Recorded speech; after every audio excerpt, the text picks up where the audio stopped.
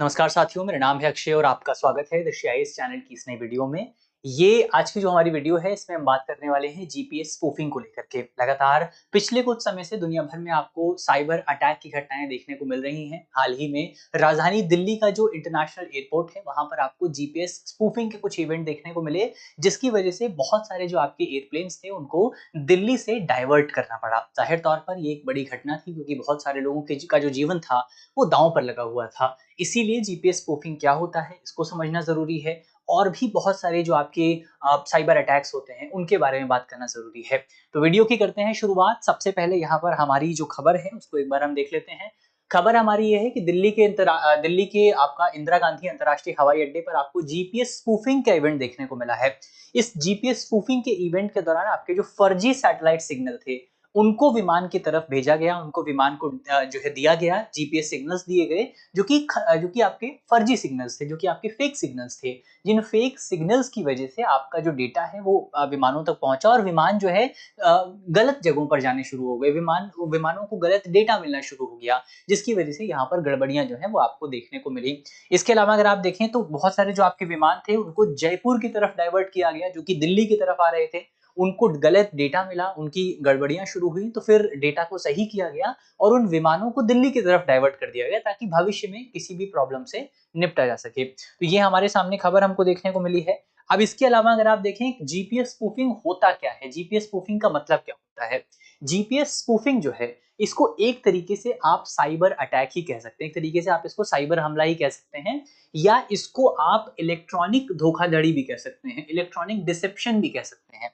Dissipation का मतलब क्या होता है? डिसेप्शन का मतलब होता है जब आप किसी को जानबूझ के गलत जानकारी देते हैं, उसको धोखे में रखते हैं। वही चीज़ आपको जीपीएस स्पूफिंग में भी देखने को मिलती है। जहाँ पर जैसे अगर आप जीपीएस की बात करें, तो जीपीएस का इस्तेमाल कैसे किया जाता है? जीपीएस का इस्तेमाल जो है वो आपको दुनिया भर में देखने को मिलता है नेविगेशन के लिए। तो जो हमारे जहाज़ होते हैं, जो हमारे हवाई जहाज़ होते हैं, वो भी जीपीएस प्रणाली का इस्तेमाल करते हैं। अब आसमान में या अगर आप जो है समुद्र में चल रहे हैं, तो आसमान और समुद्र में कहीं पर ये सिग्नल तो नहीं लगा हुआ है कि राइट जाकर के आप वहां पहुंच जाएंगे, या आपको आगे चल करके लेफ्ट जाना है। अगर आपको आगे बढ़ना है तो वहां पर आगे बढ़ने के लिए आपको जीपीएस का इस्तेमाल करना पड़ता है, आपको सैटेलाइट कम्युनिकेशन का इस्तेमाल करना पड़ता है। तो जीपीएस इसीलिए बहुत इंपॉर्टेंट होती है। और जीपीएस का डेटा जो है वो डेटा एक एयरप्लेन के लिए इंपॉर्टेंट है, क्योंकि वो डेटा एयरप्लेन को बताता है कि बेसिकली आपको कहाँ जाना है और किधर जाना है और आप कितनी ऊंचाई पर मौजूद हैं। ऐसे अगर आप देखें, जो आपके प्लेन के पायलट्स होते हैं, वो पायलट केवल आपका जहाज से बाहर देख करके ये अनुमान नहीं लगा सकते हैं कि वो जहाज कितना ऊपर है या वो जहाज कौन से देश में मौजूद है। तो अगर उनको ये जानकारी प्राप्त करनी है कि जहाज की एल्टीट्यूड क्या है, जहाज की स्पीड क्या है, जहाज कौन सी जगह पर मौजूद है, आगे किस तरफ को जाना है, ये तमाम जानकारियां प्राप्त करने के लिए उनको जीपीएस का इस्तेमाल करना पड़ता है। लेकिन कल को सोच करके देखिए कि कोई व्यक्ति इस पूरे सिस्टम से छेड़खानी कर देता है और छेड़खानी करने के बाद वो व्यक्ति जो है जहाज को गलत डेटा दे देता है। जैसे मान लीजिए कि जहाज आपका दिल्ली में मौजूद है, लेकिन जीपीएस स्पूफिंग के माध्यम से जहाज को ये डेटा दिया जाता है कि जहाज आपका अभी हरियाणा में मौजूद है। तो इसके माध्यम से जहाज में डिसेप्शन होगा, जहाज के साथ क्या होगा, जहाज के साथ आपको धोखाधड़ी देखने को मिलेगी। इसको ही जीपीएस स्पूफिंग कहा जाता है। अब एक चीज आपको जीपीएस स्पूफिंग के बारे में याद रखनी है कि इसमें असली जीपीएस सिग्नल्स जो होते हैं उनको जैम करने के बजाय, यानी कि असली सिग्नल्स को रोकने के बजाय, जो आपके फर्जी सिग्नल डेटा है उसको जहाज तक ट्रांसफर किया जाता है ताकि विमान की प्रणाली में उसे असली मान करके इस्तेमाल किया जा सके। इसके अलावा इससे विमान को गलत स्थिति, ऊंचाई, दिशा या जो गति है उसकी जानकारी मिलती है, वो हमने डिस्कस कर लिया है। जिसकी वजह से परिणाम स्वरूप जो है वो आपका जो जहाज है वो गलत दिशा में जा सकता है। आपका जहाज जैसे दिल्ली जाने वाला था, तो जहाज मान लीजिए आपका हरियाणा पहुंच गया, हरियाणा के ऊपर दिखाने लगा। तो ये एक प्रॉब्लम आपको जीपीएस स्पूफिंग की वजह से देखने को मिलती है। अब दुनिया भर में जीपीएस स्पूफिंग का जो खतरा है वो किस तरीके से बढ़ रहा है उसको अगर आप देखें, तो दुनिया भर में आपको जीपीएस स्पूफिंग का खतरा जो है वो बढ़ता हुआ नजर आएगा। और खास तौर पर संघर्षरत क्षेत्रों में जहां पर वॉर चल रहा है, वहां पर आपको जीपीएस जो स्पूफिंग है उसके बहुत ज्यादा खतरे देखने को मिल जाएंगे। अगर आप देखें, आईएटीए की एक रिपोर्ट है जिसमें बताया गया है कि पिछले 4 सालों में या 4.5 सालों में जीपीएस जैमिंग और स्पूफिंग की घटनाएं काफी ज्यादा बड़े लेवल पर दर्ज हुई हैं। तो पिछले वर्ष, माफ कीजिएगा, पिछले वर्ष जीपीएस स्पूफिंग की 4.3 लाख घटनाएं जो है वो रिकॉर्ड हुई हैं, जो कि 2023 की तुलना में 62% ज्यादा, यानी कि एक वर्ष के अंतर्गत जीपीएस स्पूफिंग की घटनाओं में 62% की ग्रोथ आपको देखने को मिली है। इसके अलावा भारत पाकिस्तान सीमा पर नवंबर 2023 से फरवरी 2024 के बीच में 465 स्पूफिंग की घटनाएं आपको देखने को मिली। मार्च में भारतीय वायुसेना का राहत विमान जो था, जो कि म्यांमार में सहायता देने के लिए जा रहा था, वो भी जीपीएस स्पूफिंग का शिकार हो गया था। इसके अलावा अगर आप देखें तो केवल आपके हवाई जहाज ही जीपीएस स्पूफिंग का शिकार नहीं होते हैं, बल्कि सबसे ज्यादा जो आपको जीपीएस स्पूफिंग देखने को मिलती है वो आपको मैरीटाइम सेक्टर में देखने को मिलती है, क्योंकि मैरीटाइम सेक्टर के जो आपके जहाज होते हैं, ये जो पानी के जहाज होते हैं, वो भी हवाई जहाज की तरह जीपीएस का इस्तेमाल करते हैं।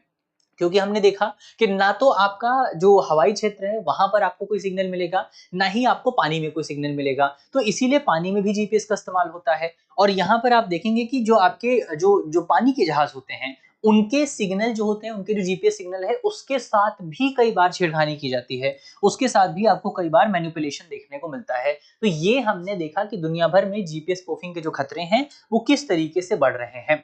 अब यहाँ पर हम साइबर अटैक की बात कर रहे हैं, हम साइबर सिक्योरिटी की बात कर रहे हैं, तो जीपीएस स्पूफिंग जो है वो एकमात्र साइबर अटैक नहीं होता है, और भी बहुत तरीके के साइबर अटैक आपको मिलते हैं जिनके नाम हमको पता होने चाहिए, क्योंकि जीएस पेपर 3 में अगर इंटरनल सिक्योरिटी की आप बात करेंगे तो वहां पर आपका साइबर अटैक को लेकर के बहुत सारे सवाल आते रहते हैं, तो उसके बारे में हमारे पास जानकारी होनी चाहिए। तो अगर आप देखें 14 तरीके के जो आपके साइबर अटैक होते हैं उनको यहाँ पर डिस्कस किया गया है। जैसे मालवेयर अटैक हो गया, बहुत कॉमन तरीके का अटैक होता है। फिशिंग अटैक हो गया, जहां पर आपको गलत वेबसाइट आपके सामने पेश की जाती है। जैसे मान लीजिए आप फेसबुक पर जाना चाहते हैं, आप कौन सी वेबसाइट पर जाना चाहते हैं, आप फेसबुक पर जाना चाहते हैं, कल को आपके सामने कोई ऐसी वेबसाइट आती है जहां पर इसी तरीके से लिखा हुआ है, जहां पर ये लिखा हुआ है। अब ये अगर आप ऊपर ऊपर से देखेंगे तो दोनों लगभग आपको सेम ही नजर आएंगे, लेकिन दोनों में एक डिफरेंस है। दोनों में यहाँ पर डबल ए है, यहाँ पर ओ और ए है, लेकिन दिखने में दोनों लगभग एक जैसे हैं। तो कई बार जब हम वेबसाइट ओपन करते हैं तो हम उस पर बहुत ज्यादा ध्यान नहीं देते हैं, यही प्रॉब्लम यहाँ पर आती है। इसी को फिशिंग अटैक कहा जाता है। जीरो डे एक्सप्लॉइट अटैक है, रैंसमवेयर है, पासवर्ड अटैक है, जहां पर आपके पासवर्ड को गेस करने की कोशिश की जाती है।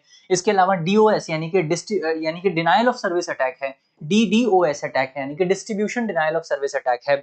इसके अलावा डीएनएस स्पूफिंग आपको मिलता है। इसके अलावा आप जो है man in the middle attack कर सकते हैं, यानी कि आप जो कम्युनिकेशन होता है, जैसे मान लीजिए आपका ये फोन है, इस फोन से आपने कुछ जो डेटा है वो मांगा है, तो ये डेटा किसके पास जाएगा, ये डेटा जाएगा आपका डीएनएस सर्वर के पास। अब डीएनएस सर्वर के पास से जो डेटा कम्युनिकेशन लिंक स्थापित हो रहा है, अगर कोई व्यक्ति इसके बीच में स्थापित हो जाता है, अगर कोई व्यक्ति इस कम्युनिकेशन के बीच में आ जाता है, तो इसको क्या कहा जाता है, man in the middle attack. इसके अलावा आपको ट्रोजन हॉर्स अटैक मिलते हैं, एसक्यूएल इंजेक्शन अटैक मिलता है, क्रॉस साइट स्क्रिप्टिंग अटैक मिलता है। इसका क्या मतलब है, cross site scripting, XSL attack इसको आप कह सकते हैं, एक्सएसएल या एक्सएसएस अटैक इसको कहा जाता है। क्रॉस साइट स्क्रिप्टिंग का बेसिकली मतलब ये होता है कि आप मान लीजिए जैसे होता क्या है कि आप जैसे कोई अटैकर है, उस अटैकर का उद्देश्य क्या होता है, उसका उद्देश्य होता है कि वो अपना कोड जो है किसी कंपनी के डेटाबेस में स्थापित कर सके। अब कंपनी के डेटाबेस में आपका दो तरीके का कंटेंट होता है, एक कंटेंट इंटरनल कंटेंट है, एक कंटेंट आपका एक्सटर्नल कंटेंट है। तो अगर अटैकर आप इंटरनल कंटेंट में जाना बहुत मुश्किल होता है, यानी कि कंपनी का अपना जो कंटेंट है उसके अंदर घुसना काफी मुश्किल होता है, लेकिन कंपनी का एक्सटर्नल कंटेंट जो है उसमें आप प्रवेश कर सकते हैं। जैसे उदाहरण के तौर पर अगर आप देखें, बहुत सारी वेबसाइट्स होती हैं जिन वेबसाइट्स में आपको कमेंट का सेक्शन मिलता है। क्या होता है, बहुत सारी वेबसाइट्स होती हैं जिसमें आपको कमेंट का सेक्शन मिलता है। अब मान लीजिए आप किसी वेबसाइट के कमेंट सेक्शन में जाकर के कमेंट करते हैं, तो कमेंट क्या हो रहा है, कमेंट आपका एक्सटर्नल कमेंट है, जो कंपनी का डेटाबेस है उसमें सेव होता है। तो ये क्या है, एक्सटर्नल कमेंट है, बाहर से आ रहा है और कंपनी के डेटाबेस में सेव हो रहा है। तो मान लीजिए कल को कोई अटैकर जो है वो कंपनी का जो कमेंट सेक्शन है वहां पर जाकर के अपना कोड इंजेक्ट कर देता है, तो इसकी वजह से उस अटैकर का जो आपका कोड है वो कंपनी के डेटाबेस में पहुंच जाएगा, और जैसे ही ये होगा वैसे ही कंपनी की सारी जो आपकी जो सिक्योरिटी है वो टूट जाएगी। और ये अटैक काफी ज्यादा इस्तेमाल होता है। एक कंपनी थी, उस कंपनी का नाम फिलहाल मुझे याद नहीं है, लेकिन वो फेसबुक की तरह कंपनी हुआ करती थी। उस कंपनी में यही अटैक हुआ था, और इस एक अटैक की वजह से एक दिन में उस कंपनी के जो तमाम यूजर्स थे उनकी सारी प्रोफाइल बंद हो गई थी, पूरी कंपनी खराब हो चुकी थी। तो ये अटैक काफी ज्यादा डेंजरस माना जाता है। फिर बर्थडे अटैक है, रूट किट अटैक है, इनसाइडर थ्रेट है। तो ये तमाम तरीके के अटैक जो है वो आपको देखने को मिल जाते हैं। चलिए अब अंत में आपके लिए एक करंट अफेयर का सवाल है, जिस सवाल का जवाब आपको कमेंट बॉक्स में देना है। सवाल में आपसे पूछा गया है कि हाल ही में चर्चा में रही जीपीएस स्पूफिंग क्या है? हमारे ऑप्शन है, ऑप्शन ए जीपीएस सिग्नल बंद करने की तकनीक, ऑप्शन बी फर्जी जीपीएस सिग्नल भेजकर सिस्टम को गुमराह करना, ऑप्शन सी जीपीएस की सटीकता बढ़ाने की तकनीक और ऑप्शन डी सामान्य तकनीक खराबी। तो अब इसका सही जवाब क्या होगा वो आपको जल्दी से कमेंट बॉक्स में बताना है। मुझे उम्मीद है कि इस वीडियो में हमने जितने भी इंपॉर्टेंट टॉपिक डिस्कस किए हैं वो टॉपिक आपको समझ में आए होंगे। अगर आपको वीडियो अच्छी लगी है तो वीडियो को लाइक कीजिएगा, वीडियो को शेयर कीजिएगा अपने दोस्तों के साथ, अपने साथियों के साथ, और चैनल पर अगर आप नए हैं तो चैनल को सब्सक्राइब करना बिल्कुल मत भूलिएगा। मिलते हैं आपसे अगली वीडियो में, तब तक के लिए अपना ख्याल रखिए, ध्यान रखिए, पढ़ते रहिए। धन्यवाद। अब एग्जाम की तैयारी को और बेहतर करने के लिए हमारे चैनल को लाइक, शेयर और सब्सक्राइब करना ना भूलें।